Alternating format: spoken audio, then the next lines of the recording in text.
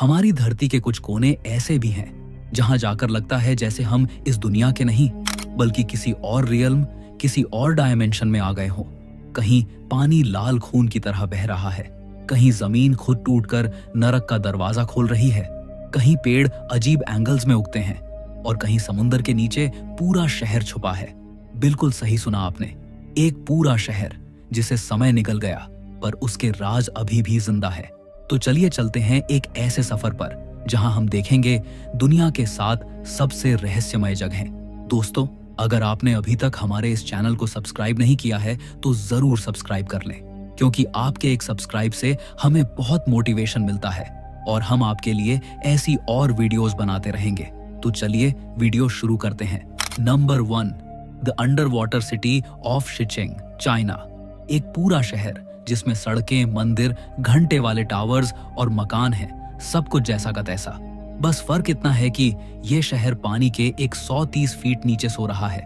ये है शिचिंग, चाइना का लाइन सिटी, जो आज भी अपने रहस्यों के साथ छुपा हुआ है, एक अंडर वाटर टाइम कैप्सूल की तरह। शिचिंग का इतिहास 1300 साल पुराना है। बनाया गया था ईस्टर्न हान डायनेस्टी के दौरान 25 से 200 एडी के बीच। एक जमाने में ये एक बस्टलिंग ट्रेड सेंटर था। मंदिर, कार्व्ड स्टोन गेट्स और स्टनिंग चाइनीज आर्किटेक्चर से भरा हुआ। लेकिन एक दिन बिना किसी 1970 के दौरान चाइना ने शिनान रिवर हाइड्रो इलेक्ट्रिक डैम बनाने का फैसला लिया। उस डैम के बनने के लिए पूरे शिचिंग रीजन को फ्लड करना पड़ा और ऐसे ही एक रात में 50,000 लोगों का शहर हमेशा के लिए पानी के नीचे चला गया। कहा जाता है लोगों को जल्दी में एवेक्यूएट कर दिया गया, लेकिन कुछ कहानियां कहती हैं कि सब लोग नहीं जा पाए। डूबने के बाद शिचिंग का जिक्र लोग भूल गए।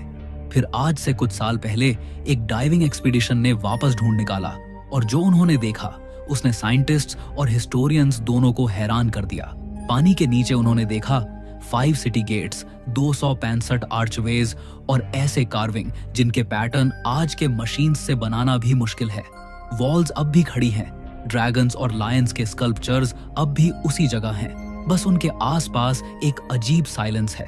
कुछ डाइवर्स कहते हैं जब वो अंदर जाते हैं तो उन्हें एक बजती हुई घंटी की आवाज सुनाई देती है, जैसे कोई पुराना मंदिर उन्हें बुला रहा हो। कुछ लोग कहते हैं पानी के नीचे एक फॉग लाइक एनर्जी महसूस होती है, जैसे शहर अब भी जिंदा हो।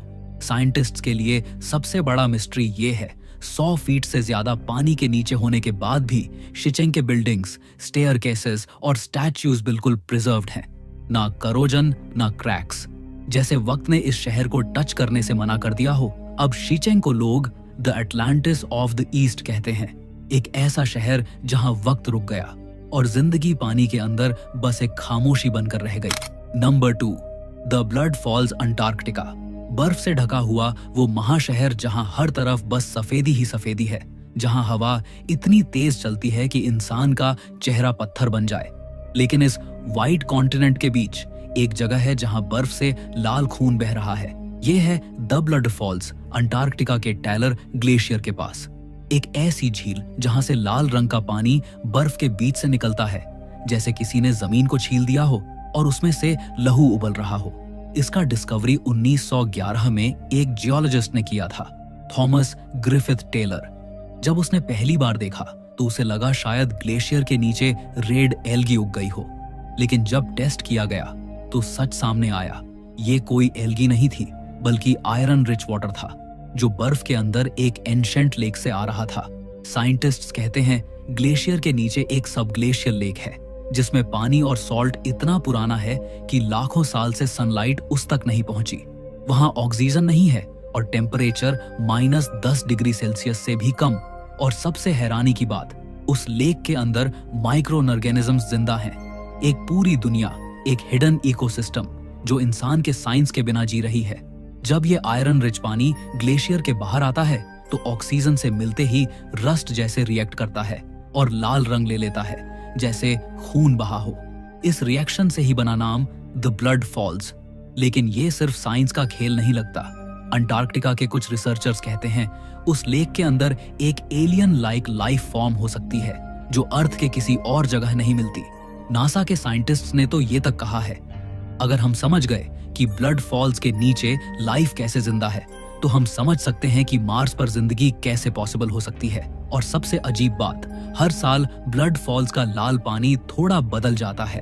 किसी साल ज्यादा डार्क, किसी साल बिल्कुल क्रिम्सन रेड, जैसे वो ग्लेशियर सांस ले रहा हो, धड़क रहा हो। कुछ एक्सप्लोरर्स कहते हैं जब रात होती है और अंटार्कटिक विंड चलती है तो ब्लड फॉल्स के पास से एक गर्लिंग साउंड आती है, जैसे कोई अंदर से बोल रहा हो कुछ चीजें जिंदा हैं, बस उन्हें दिखाई नहीं देता कोई।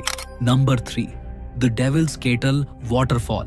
अमेरिका के मिनेसोटा स्टेट के अंदर एक ऐसी जगह है जहां नेचर खुद इंसानों के समझ से परे लगती है। The Devil's Kettle waterfall. ये एक ऐसी वाटरफॉल है जो बाहर से बिल्कुल नॉर्मल लगती है, लेकिन जैसे ही आप इसे ध्यान से देखते हो एक अजीब सी बात सामने आती है। ये वाटरफॉल जज सी आर मैग्ने स्टेट पार्क के अंदर है और ब्रूल रिवर के बीचों बीच 2 पार्ट्स में स्प्लिट हो जाती है। एक साइड का पानी तो नॉर्मल तरीके से नीचे गिरता है, लेकिन दूसरी साइड का पानी बस गायब हो जाता है। हाँ, लिटरली डिसअपीयर। वो पानी एक डीप होल के अंदर गिरता है जिसे लोकल्स दी डेविल्स केटल कहते हैं। पता नहीं वो पानी कहाँ जाता है, कोई स्ट्रीम, कोई रिवर, कोई आउटलेट, कुछ भी नहीं मिलता। साइंटिस्ट्स ने सालों तक इस मिस्ट्री को सॉल्व करने की कोशिश की। उन्होंने डाई, पिंग पोंग बॉल्स और इवन जीपीएस ट्रैकर्स तक इस होल में डाले, लेकिन सब गायब हो गए। कोई भी ऑब्जेक्ट कभी किसी रिवर, लेक या आउटलेट में वापस नहीं मिला। कुछ लोग कहते हैं कि ये पानी किसी अंडरग्राउंड लावा ट्यूब के थ्रू सीप कर जाता है। कुछ लोगों के हिसाब से ये एक अननोन सबटेरेनियन रिवर सिस्टम का हिस्सा है, और कुछ लोगों का मानना है कि ये जगह एक नेचुरल पोर्टल है, एक ऐसी जगह है जहां दुनिया के डायमेंशंस एक दूसरे से टकराते हैं। जो भी सच हो, एक बात तो पक्की है, डेविल्स केटल इंसानी समझ से परे है।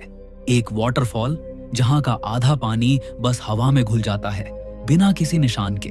नेचर का एक ऐसा राज जो हर साल नए एक्सप्लोरर्स को अपनी तरफ खींचता है और फिर चुपचाप अपने अंदर समा लेता है। Number 4, mount Roraima. South America के डेंस फॉरेस्ट्स के बीच एक ऐसी जगह है जो देखने में किसी दूसरी दुनिया का हिस्सा लगती है। Mount Roraima. ये माउंटेन वेनेजुएला, ब्राजील और गयाना के बॉर्डर पर स्थित है और दुनिया के सबसे पुराने प्लेटोज में से एक माना जाता है। लेकिन माउंट रोराइमा सिर्फ एक माउंटेन नहीं, एक मिस्ट्री है। इसका शेप बिल्कुल अलग है, एक फ्लैट टॉप्ड प्लेटो जिसे देखकर लगता है जैसे जमीन से एक जायंट स्टोन टेबल उठा दिया गया हो। 1.2 बिलियन साल पुराना ये माउंटेन बारिशों और हवा से घिस घिस कर इतना स्ट्रेंज बन गया कि साइंटिस्ट्स भी हैरान रह जाते हैं। लेकिन सबसे अजीब बात यह है कि माउंट रोराइमा के ऊपर का इकोसिस्टम पूरी तरह अलग है। वहां कुछ ऐसे प्लांट्स और क्रिएचर्स मिलते हैं जो कहीं और नहीं पाए जाते, जैसे वो एक अलग ही दुनिया हो। बारिश लगभग हर दिन होती है और क्लाउड्स इतने डेंस होते हैं कि ऐसा लगता है जैसे माउंटेन किसी मैजिकल फॉग में छुपा हो। लोकल ट्राइब्स के लिए ये जगह पवित्र और श्रापित दोनों है। उनका कहना है कि ये प्लेटो एक एंशिएंट सेलेस्टियल किंगडम था जहां देवी देवता रहते थे। कुछ लेजेंड्स के मुताबिक एक समय था जब एक डिवाइन फ्लड ने पूरी दुनिया को धोया था और माउंट रोराइमा उस वक्त भी इकलौता था जो पानी के ऊपर था, एक bridge between heaven and earth. और सबसे ज्यादा फैसिनेटिंग बात, कुछ रिसर्चर्स के हिसाब से माउंट रोराइमा ही वो जगह हो सकती है जहां से सर आर्थर कोनान डॉयल ने अपनी famous novel the lost world का कॉन्सेप्ट लिया था। एक जगह जहां एंशिएंट डायनासोर्स और प्री हिस्टोरिक क्रिएचर्स अब भी जिंदा हैं। आज भी जब कोई वहां पहुंचता है तो उसे लगता है जैसे वो किसी और प्लैनेट पे आ गया हो। आसपास सिर्फ मिस्ट, मॉस और एक इरी साइलेंस, और एक महसूस होता है कि कोई देख रहा है कहीं से, ऊपर से।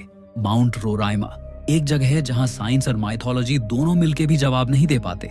एक माउंटेन जो लगता है जैसे खुदाओं ने खुद बनाया हो। Number 5, the door to the gods. Peru के रिमोट माउंटेन्स के बीच एक ऐसी चट्टान खड़ी है जो देखने में बिल्कुल आम लगती है, लेकिन जब आप उसके पास जाते हो तो उस पर कार्व्ड एक डोरवे नजर आता है, एक परफेक्ट रेक्टेंगुलर शेप जो कहीं नहीं जाता और कहीं से आता नहीं। इस जगह को लोग कहते हैं Hayu Marca, the guard of the gods. ये दरवाजा किसी मंदिर का हिस्सा नहीं है, न ही कोई एंशिएंट पैलेस का, बल्कि ये तो एक सॉलिड रॉक फेस में कार्व्ड एक डोरवे है, एक ऐसा गेट जिसमें कोई एक्चुअल एंट्रेंस ही नहीं। लेकिन लोकल लेजेंड्स के मुताबिक ये डोर देवताओं का द्वार है, जहां से कुछ लोग परलोक या देवलोक तक जाने में सफल हुए। इनका कहना है कि प्राचीन समय में एक इंका प्रीस्ट था, उनका नाम था अमारू मेरू।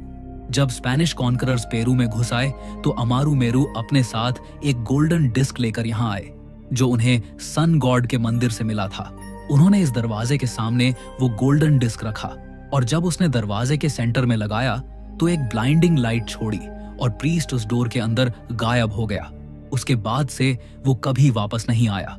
तब से लोग कहते हैं ये पुएर्ता दे हायूमार्का सिर्फ एक स्टोन कार्विंग नहीं बल्कि एक इंटरडायमेंशनल पोर्टल है। कुछ ट्रैवलर्स बताते हैं कि जब वो उस दरवाजे को हाथ लगाते हैं तो उन्हें अपने शरीर में एक एनर्जी सर्ज महसूस होती है और कुछ को तो स्ट्रेंज विजन्स भी दिखते हैं। पुरानी सिविलाइजेशंस, ब्राइट लाइट्स और जायंट बीइंग्स के डॉट साइंस के पास इस बात का कोई एक्सप्लेनेशन नहीं है। कुछ लोग कहते हैं ये सिर्फ रॉक इरोजन का रिजल्ट है, पर जब आप उस डोर के पास खड़े होते हो तो एक अजीब सा पुल महसूस होता है, जैसे वो आपको बुला रहा हो अंदर। और सबसे रहस्यमय बात यह है, जब इस डोरवे के आसपास लाइटनिंग गिरती है तो लोग कहते हैं एक ब्लू ग्लो इसके अराउंड दिखाई देता है, जैसे कोई डोरमेंट पावर अब भी उसके अंदर छुपी हो। क्या ये सच में देवताओं का द्वार है या किसी लॉस्ट एंशिएंट टेक्नोलॉजी का निशान? कोई नहीं जानता। बस इतना कह सकते हैं, जो भी हायूमार्का के सामने जाता है वो वापस वही इंसान बन के नहीं लौटता। Number 6, the crooked forest.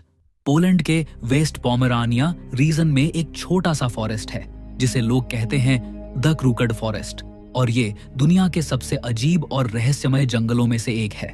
दूर से देखो तो ये एक आम पाइन फॉरेस्ट लगता है, लेकिन जैसे ही आप अंदर जाते हो आपको नजर आएंगी 400 के करीब पाइन ट्रीज, जो सब के सब एक बिजार शेप में मुड़े हुए हैं। हर ट्री अपने बेस से लगभग 3 फीट ऊपर तक परफेक्ट 90 डिग्री एंगल में नॉर्थ की तरफ मुड़ता है और फिर वापस सीधा ऊपर बढ़ता है, जैसे किसी ने इन्हें फोर्सफुली बेंड करके छोड़ा हो। ये सारे ट्रीज एक ही डायरेक्शन में झुके हुए हैं, जैसे किसी ने एक साथ उन पे कोई स्ट्रेंज मैग्नेटिक पुल या ग्रेविटेशनल एक्सपेरिमेंट किया हो। साइंटिस्ट्स और हिस्टोरियंस दोनों ये समझने की कोशिश कर रहे हैं कि आखिर इन ट्रीज का ये शेप बना कैसे। कुछ लोग कहते हैं ये सब ह्यूमन एक्सपेरिमेंट का रिजल्ट है। उनका कहना है कि 1930 के आसपास लोकल लोगों ने इन ट्रीज को बोट या फर्नीचर बनाने के लिए इंटेंशनली बेंड किया था ताकि इनका वुड नेचुरली कर्व्ड हो जाए। लेकिन ये थ्योरी एक सिंपल सवाल पे अटक जाती है, अगर ये मैनमेड था तो ये टेक्निक सिर्फ यहाँ ही क्यों यूज हुई और ये सारे ट्रीज एक ही पैटर्न में कैसे उग गए। दूसरी तरफ कुछ लोग कहते हैं ये स्ट्रेंज ग्रेविटेशनल अनोमली का रिजल्ट है। कहीं कुछ मैग्नेटिक फील्ड ने उन्हें बेंड कर दिया हो या शायद किसी कॉस्मिक इवेंट का इफेक्ट हो जो सिर्फ इस जगह पे हुआ। लेकिन सबसे फैसिनेटिंग थ्योरी आती है लोकल लोगों से। उनका कहना है ये ट्रीज एन्चेंटेड है। उन्होंने कहा ये जगह कभी एंशिएंट एनर्जी फील्ड का हिस्सा थी जहां नेचर के रूल्स अलग थे। कुछ लोगों ने यहाँ विस्परिंग विंड्स और शैडो फिगर्स देखने की भी बातें कही हैं, जो रात के समय ट्रीज के बीच घूमते हैं। क्रूकड फॉरेस्ट इतनी सिमेट्री के साथ ट्विस्टेड है कि ये नेचुरल फेनोमेनन लगता ही नहीं। आज भी कोई नहीं जानता ये ट्रीज ऐसे बने कैसे और ये बेंड होने के बाद भी जिंदा कैसे रहे। बस इतना कह सकते हैं, जब हवा इस फॉरेस्ट से गुजरती है तो लगता है जैसे जमीन खुद अपना सीक्रेट छुपा रही हो, एक ऐसा सीक्रेट जो शायद इंसानों के समझ से बहुत परे है। Number 7, the gate to the underworld. Siberia के बीचों बीच एक ऐसी जगह है जिसे लोग कहते हैं the gate to the underworld. इसका असली नाम है बतागायका क्रेटर, लेकिन लोकल याकुट लोग इसे मेगा स्लम्प नहीं बल्कि नरक का द्वार, द डोर टू हेल कहते हैं। और जब आप इस जगह के करीब जाते हो तो लगता है जैसे धरती खुद खुलकर अंदर की अंधेरों में समा रही हो। बतागायका क्रेटर 1 किलोमीटर लंबा और 100 मीटर गहरा मासिव सिनखोल है जो हर साल और भी बड़ा होता जा रहा है। ये कोई आम क्रेटर नहीं है, ये एक जीता जागता वार्निंग साइन है नेचर का कि धरती अंदर से किस तरह टूट रही है। इसका फॉर्मेशन 1960 के आसपास शुरू हुआ, जब साइबेरिया में पहली बार मासिव डिफोरेस्टेशन की गई। पेड़ काटने से जमीन का नेचुरल इंसुलेशन खत्म हो गया और उसके नीचे जो परमाफ्रॉस्ट यानी बर्फीली जमात जमीन थी वो मेल्ट होने लगी और जैसे जैसे वो पिघली धरती अंदर से धंसने लगी। पहले छोटा सा स्लोप बना, फिर वो धीरे धीरे एक मॉन्स्टर पिट में बदल गया आज ये इतना बड़ा हो चुका है कि सैटेलाइट से भी क्लियरली दिखाई देता है।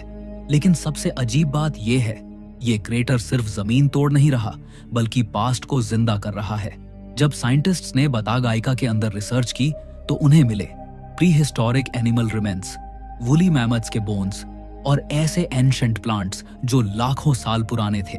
यानी ये crater literally earth time machine बन गया है जो हमारे सामने धरती के अंदर छुपी मिलियन साल पुरानी कहानियां खोल रहा है। लेकिन लोकल्स इसे एक भूतिया जगह मानते हैं। उनका कहना है जब आप इस जगह के पास जाते हो तो आपको एक अजीब घुरघुराहट सुनाई देती है, जैसे जमीन के अंदर से कोई चीजें कराह रही हो। कुछ लोग कहते हैं ये धरती के अंदर से आत्माओं की चीखें हैं जो कभी शांत नहीं होती। और सबसे हैरत की बात, साइंटिस्ट्स कहते हैं कि ये क्रेटर रोज बढ़ रहा है, हर साल 10 से 20 मीटर तक फैल रहा है। अगर ये ऐसे ही बढ़ता रहा तो एक दिन पूरा साइबेरिया एक जायंट ओपन वाउंड बन सकता है, एक जिंदा गेट टू द अंडरवर्ल्ड। ये जगह सिर्फ एक नेचुरल वंडर नहीं, एक साइलेंट प्रोफेसी है जो हमें बताती है कि जब हम नेचर से खेलते हैं तो धरती कभी चुप नहीं बैठती, और जब वो जवाब देती है तो उसका रूप कुछ ऐसा होता है जो देखकर लगता है शायद ये सच में नरक का द्वार ही है।